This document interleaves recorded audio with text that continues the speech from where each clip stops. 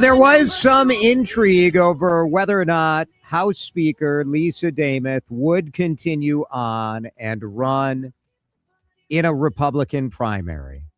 And today the mystery was resolved as she stood on the steps of the Capitol saying she was going to stay in the race. It was a decision that the endorsed Republican candidate, Kendall Qualls, responded to in a post titled, "Lisa Demuth only cares about herself." With us now is the woman who only cares about herself. Lisa Demuth, thanks for being with us on the John Schuster Coldwell Banker Hot. What do you say to that, Lisa Demuth? Good afternoon, Jason. Always good to talk with you. And I would say that today, my running mate, Ryan Wilson, and I filed to run in the primary. Our focus has always been the same. It is about turning Minnesota back around, making us strong. We are ready to win the primary and defeat Amy Klobuchar, the rest of the Democrat machine in November. So I was joking a little bit with the Kendall Qualls statement, but I do want you to respond to this as, Qualls says, look, Lisa Demuth said she was going to abide by the party endorsement and respect the decision of thousands of delegates. Now she is putting vanity and political ambitions ahead of giving Republicans their best chance in decades to elect a conservative governor. Are you putting vanity and political ambitions ahead of, the chance for the Republican Party to maybe save some money and save some energy attacking, having Republicans attack other Republicans? I think I have always been focused on working hard for Minnesota as I've served in the legislature, even serving my community before that as a school board member, a volunteer involved in my church. I've always looked at how can I serve the people around me and make things better. And so when I look at the opportunity to serve now and run for governor, clearly it is a hard race. There's a lot of work that needs to go into it. So I am putting Minnesotans first by this. And that has absolutely always been my focus, Jason. That will continue to be.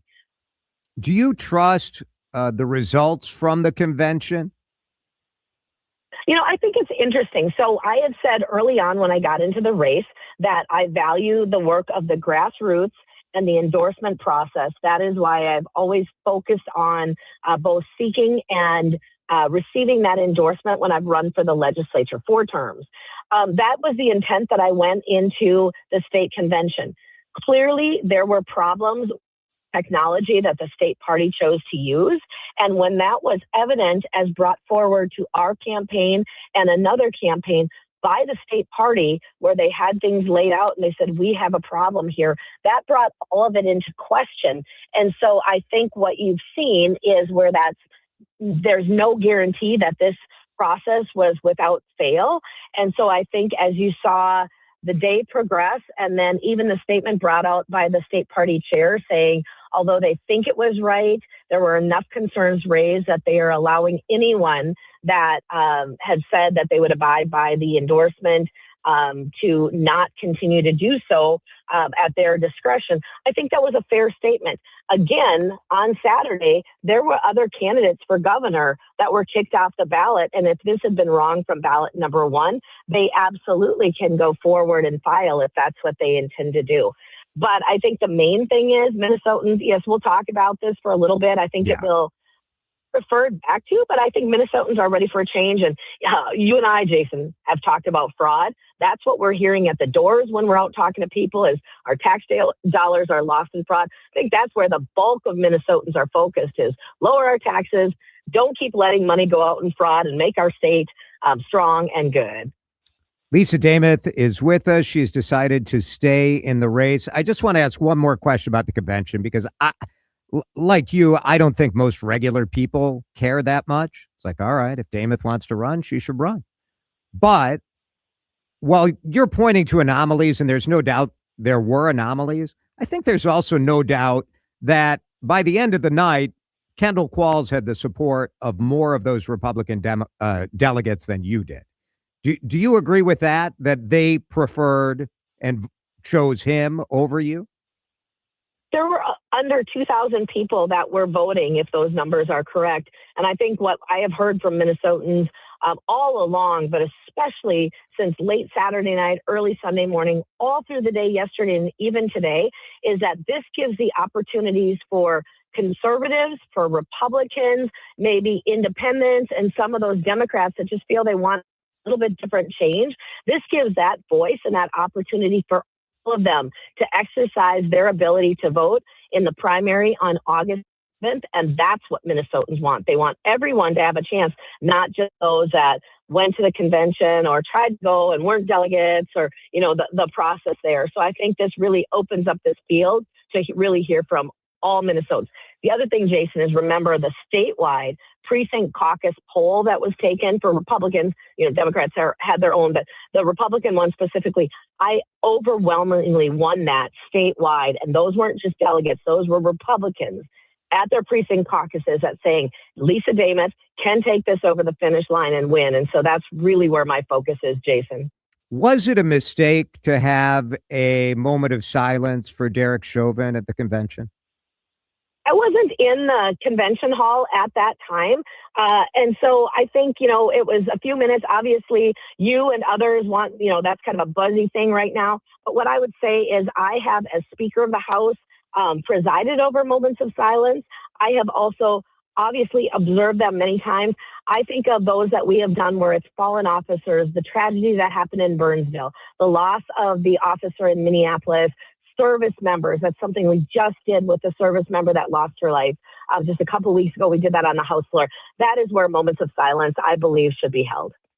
So this doesn't rise to that level for you? No, I wouldn't have done that. But again, that was raised from the floor, and I wasn't even in the hall at the time on the convention floor. So, Lisa Demuth with us. Now, when you look at going forward and trying to make the case to Republicans around the state, what is your case that, Lisa Demuth is a better choice compared to Mike Lindell or compared to Kendall Qualls? When you look at my record serving in the legislature, Jason, especially these last 2 years being in the tie was unprecedented. It was historical. Democrats and Republicans equally split in the House of Representatives. We had to work together and get things done. And so I think when you look at my ability to pull people together, but do really good things for Minnesota, other candidates can talk about what they would do, but if they've never won a race, that's just all talk. I have run 4 successful races for the legislature. Prior to that, 3 successful races for my school board, the first one being a write-in. I've never lost a race. And so I've proven and tested where I can fight and I can win and deliver results. That is what absolutely makes me a standout compared to all of the other Republican candidates that are out there. Maybe we kind of align on some of the things, the way we think about them. I'm the only one that's been proven and tested and won. Does that help or hurt you with the Republican base? We heard Kendall Qualls referred to you as part of the corrupt St. Paul swamp. The fact that while fraud was going on, you were a member of the House. Do you worry that experience cuts both ways? I think experience is something that is very much needed. What I am not. Well, I like it, Lisa. I like experience, but I'm just saying, I think there's an anti-establishment movement in the Republican and the Democratic Party. We're seeing it all over the place. I think it's funny to me when people talk about being anti-establishment or an outsider. Sometimes the same people saying that are only because they've never actually won a race, even though they've tried. But what I would definitely say is think about if you are, it's 20 below zero, your furnace goes out. This has happened to us before. I want somebody with some experience to come in and fix my furnace. I don't want an outsider that's never done it before to hope and pray they can kind of get it done. And so I think when you bring experience into a situation, you can look at it differently. Again, for me, I've got proven results that Minnesota can point to. And when you bring that into a situation and go forward, that is what is absolutely needed. Now, Jason, my running mate is Ryan Wilson. He is a fantastic guy. As a candidate for governor, your first decision when you choose to run for governor is to choose an excellent running mate in a lieutenant governor that isn't going to bring controversy, but is going to add to the work that you want to do for Minnesota. And so he's never been in elected office. So really, with the Demuth-Wilson ticket, you get my experience of serving as Speaker of the House, and you get the experience of Ryan Wilson. We're both business owners. He was. We're both business owners, though. He's an attorney. You get that excellent experience, and then he also brings in the fact that he hasn't been elected yet. Lisa Demuth is with us. I'll be honest, Lisa, I was disappointed that you never brought the gun legislation to the floor for a vote at the waning days of the legislature this session. Why not? Yeah. Why not bring it to a vote? I am happy to talk about that, Jason. Thank you for asking. What I did is there was gun legislation that was brought forward in the House of Representatives.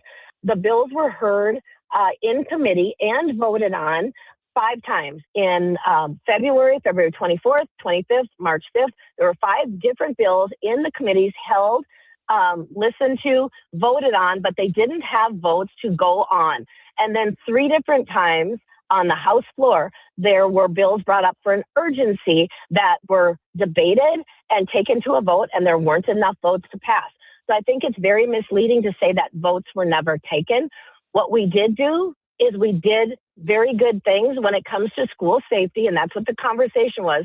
It's also interesting to me that legislators in the Senate and House passed an overwhelming package for legislator safety, double the amount that we put in for schools, where guns and gun control never came up, and Democrats didn't bat an eye on that. They said, we're going to do this for us, and we're not even going to talk about that. But when it came to our kids in school safety, they didn't want to make dollars available to private schools, and they didn't want to talk about expanding the ability to make facility upgrades with maybe an intercom or a video. They were very limited. So I think it's misleading to say the votes were never taken, because they absolutely were taken. But the Senate bill that the Senate passed, you could have brought that to the floor. The Senate was interesting because I had said that we weren't going to be doing these large omnibus bills. Do you remember the end of the 24 session, Jason? Oh, yeah. Where everything was put into a big bill. I had said early on, we're going to pass individual bills or single subject bills through the legislature. The Senate chose to fire about 5 large omnibus bills over, knowing they were never going to be taken up in the House because of the commitment I had made. They were welcome to send individual bills over. They chose not to. There are about 5 other omnibus bills, the one you're speaking of being part of one of those, and they knew they were not going to be received by the House. Again, individual bills, though, did go into the process and have hearings and were voted on, but they didn't have the adequate number of votes to be passed continually forward to finish out that process. Lisa Demuth with us on the day she decided to continue on running in the primary, in the Republican primary. I'm sure we'll visit again as this goes on. Thanks, Lisa. That would be great. Thanks, Jason.